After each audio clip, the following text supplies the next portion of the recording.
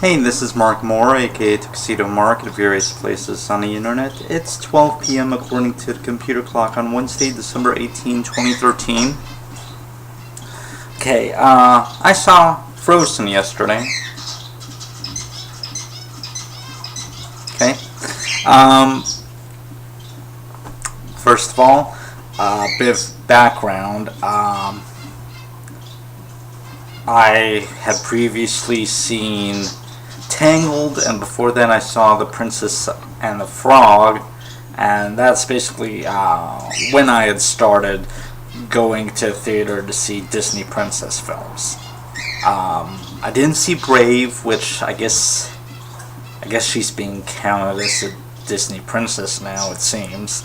But yeah, so it started after a trip to Walt Disney World in early 2009.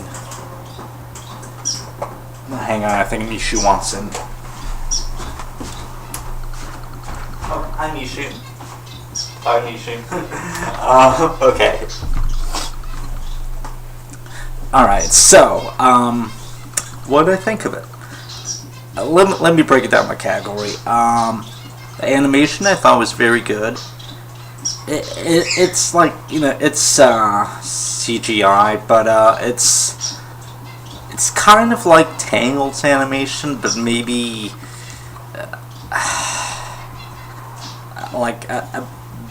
it's a bit different than Tangled's. It's nice. I mean, I prefer 2D animation, but it's okay. I enjoyed it. Let's see. The music's really good. I love the background score, and the songs are good.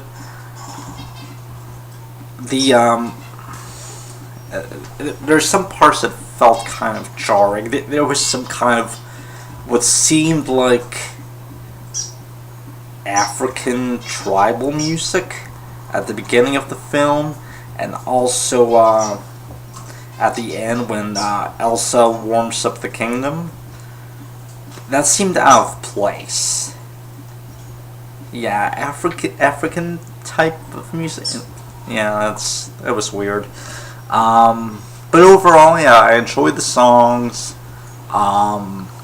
Everything's good there.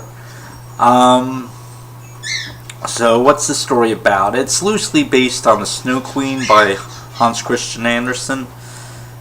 I think the film even said it was inspired by it. From what I heard, I haven't read the original story, but from what I heard, there's a lot of differences.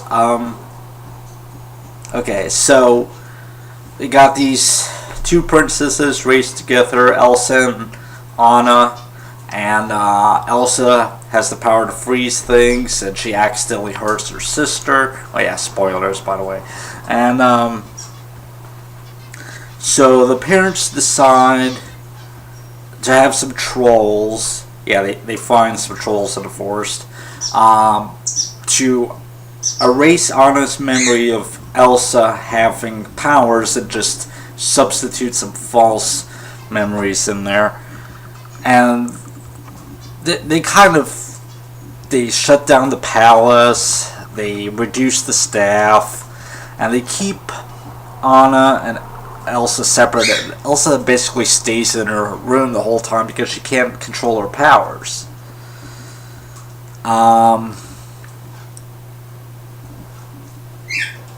So, the king and queen die in the shipwreck, and for 3 more years Anna and Elsa are separated. Then comes time for Elsa's coronation as queen when she comes of age. And hey, how many Disney princesses do you see that become queen, huh? Okay. So everything seems to be going okay. They open up the palace, they hold a grand ball, a bunch of people from other kingdoms are invited. Now, one thing that's really odd, and I'm going to jump around here a bit, is the kingdom is obviously fictional, and I'm forgetting the name moments, but when people are arriving, you can hear talking in French. And during the coronation, the archbishop or whoever seems to be talking in, I guess, what seems like German. I'm not sure. Also, when Anna comes across that store later on, kind of near the kingdom, the owner seems to be talking in like a Swedish accent, kind of. And also, all of the guys in the opening scene that are chopping ice blocks, the song that they're singing seems to have like a Scottish flavor to it. So it's like, this is like all over the place. Anyway. Elsa's secret is found out. A bunch of people think she's a witch. She runs away. She creates her own palace of ice far away on a mountain, and Anna leaves her new fiance. Yeah, she just got engaged to some visiting guy named Prince Hans from another kingdom that she just met. She had asked Elsa to give them her blessing, and she wouldn't. I like how Disney's poking fun at its own cliches here. It's like, you can't just marry someone that you just met. It's like, even later on when Anna goes to go after her sister, she leaves Prince Hans in charge of the kingdom, and she meets this one guy, and he had seen them earlier when he was a boy. He had seen how the trolls had healed Anna's injury, but it's never brought up again, I don't think, except at one point he said, I saw it once before, but I don't know if the connection is ever made. They never state outright that Hans realizes that he saw Anna and Elsa before. But, anyway, not Hans, sorry, what's his name? Kristoff.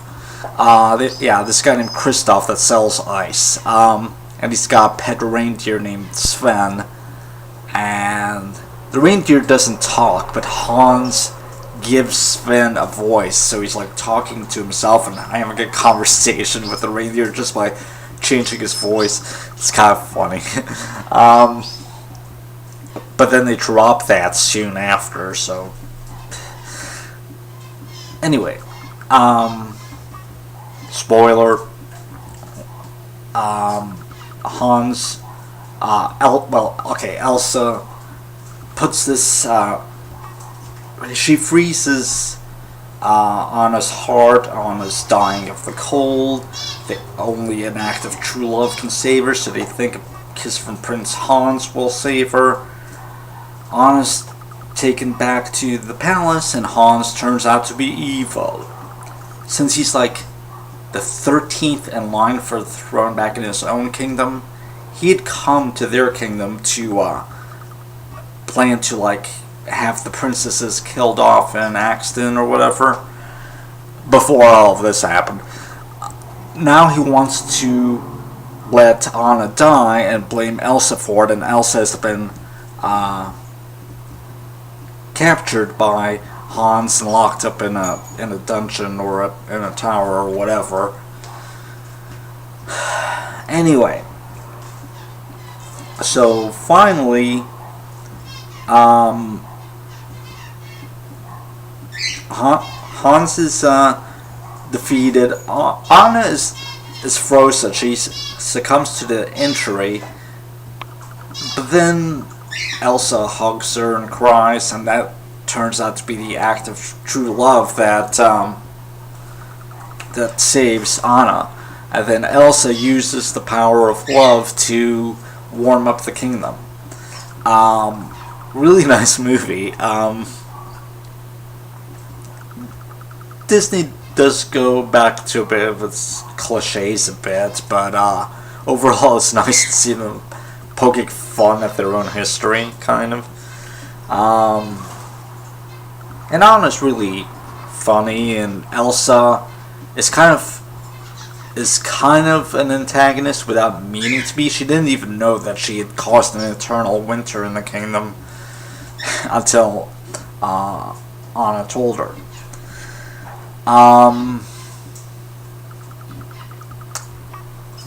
Anything else to say about the snowman? The snowman was kind of annoying. There's this snowman named Olaf that Elsa had created, and Anna's like, and you're alive? And that's the only time that's ever acknowledged. Yes, there's a living snowman, and the only acknowledgement of that is a bit of mild surprise from Anna. Okay. Kind of strange. He was kind of annoying, but he's alright. I would have cut out his lengthy song about dreaming of what the summer's like from the film, but he gets a happy ending too. Everyone gets a happy ending except Hans, of course, who's shipped back to his own kingdom to face charges. Oh, and Anna does get to punch him and knock him off a ship and into the water, so that was cool. Anna and Kristoff kind of get together. He kisses her, but at the end of the film, it's Anna and Elsa that are in each other's arms as Elsa's trying to teach Anna to ice skate, and Kristoff's ice skating with his reindeer. They say it's a reindeer. Look, I kind of kept thinking moose, but they say it's a reindeer. So, now I was thinking about it while watching the film, and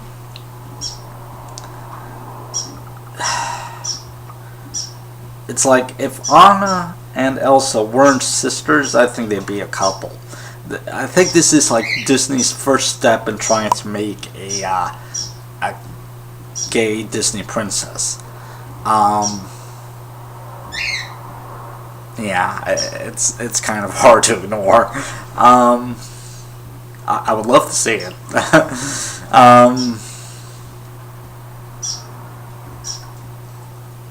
Let's see, what else?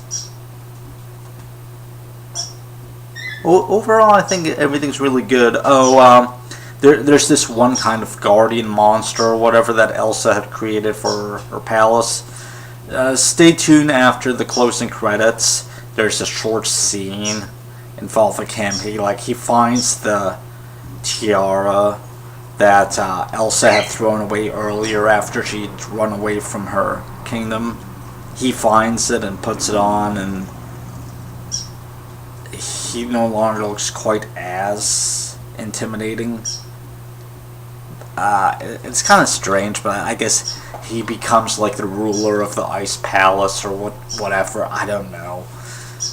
It's a bit of a pointless scene, but I guess the ice monster needs to get a happy ending too. But yeah, definitely go and see Frozen if you haven't already. It's really good. I've heard it being compared to Beauty and the Beast. I haven't seen Beauty and the Beast, so I can't say anything. But yeah, go and see Frozen. Highly recommended. It's 12:14 p.m. and that's it. Thanks for watching.